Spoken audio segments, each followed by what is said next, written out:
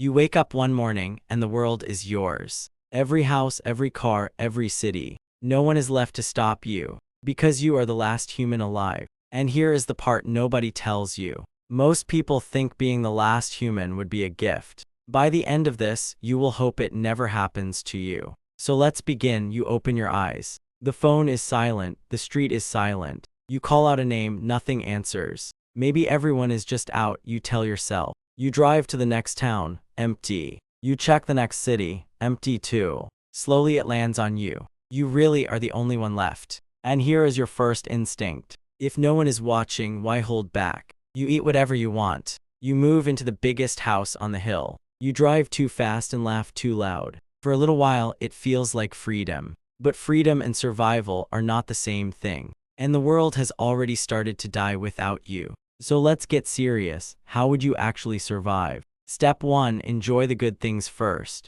Because the best food is already running out. Think about a mango. It was grown on the other side of the planet. It was picked, shipped, and trucked to your shelf. That whole chain just stopped forever. So eat the mangoes, eat the chocolate. Taste every last thing that can never be made again. Because soon, fresh becomes a memory. Step 2. Find a steady source of fuel. You look around at all the cars. Every plane, every boat, every truck. You think the whole world is your garage. But here is the trap. Fuel goes stale in about 2 years. After that, none of those engines will start. So your great escape has a deadline. Wherever you choose to be, choose it soon. Step 3. Find a place to live. This one sounds easy. Food and water are hard. Shelter is everywhere. You have a whole planet of empty homes. So you pick a beautiful apartment in the city. And that is your first real mistake. Because cities are built to be maintained. And there is no one left to maintain them. First the rain gets in. Then frost cracks the concrete.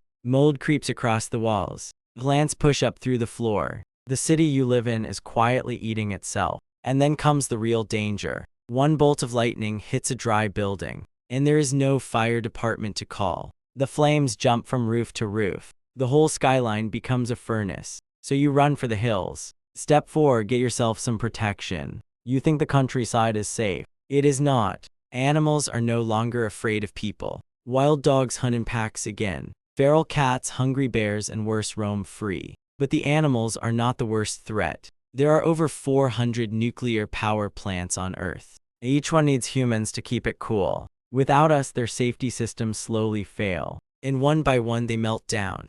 Whole regions become invisible poison. You cannot see the danger, you can only avoid the map. Step 5. Find a reliable source of food. Now you face a strange choice. The dangerous city actually feeds you best. Supermarkets hold enough cans to last for decades. Frozen and tinned food waits patiently for you. The peaceful countryside gives you almost nothing. Crops die without anyone to tend them. Livestock get eaten by the predators you just met. So you would have to hunt. But bullets run out fast. So you go back to the spear and the snare. Maybe you plant a small garden. But every plant you grow drinks your water. And water, it turns out, is the real problem. Step 6. It all comes down to water. Without people, there is no electricity. And without electricity, the pumps stop. The treatment plants shut down. The clean water in the reservoirs starts to rot. For a while you live on bottled water. Thousands of bottles stacked in every store. But thousands of bottles do run out.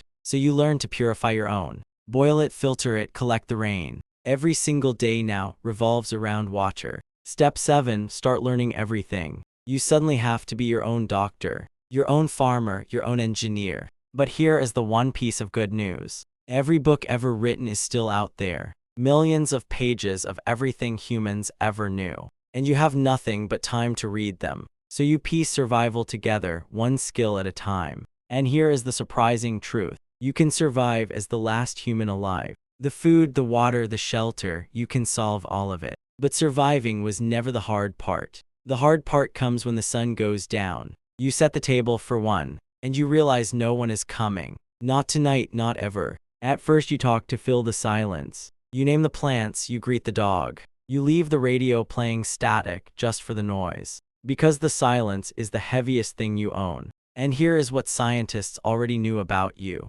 Humans never evolved to be alone. We survived the cold and the hunger together. We built families and villages to share the load. We told stories so no one had to be afraid in the dark. Touch from another person has been measured in labs. It lowers your stress, it builds your trust. A single hug changes the chemistry in your body. Take all of that away, and the strongest mind starts to fray. So yes, you could keep your body alive. The real question is whether you would still feel human. And that is the part most people never imagine. We picture the empty world as a playground. We never picture the empty chair. So before this turns too dark, let's step back. Because there is a gentler way to read all of this. Right now, you are not the last human. There are billions of us sharing one small blue world. Every stranger on the street is proof you are not alone. The crowded train, the loud cafe, the neighbor you barely know. All the noise you sometimes wish away. It is the exact thing that keeps you whole.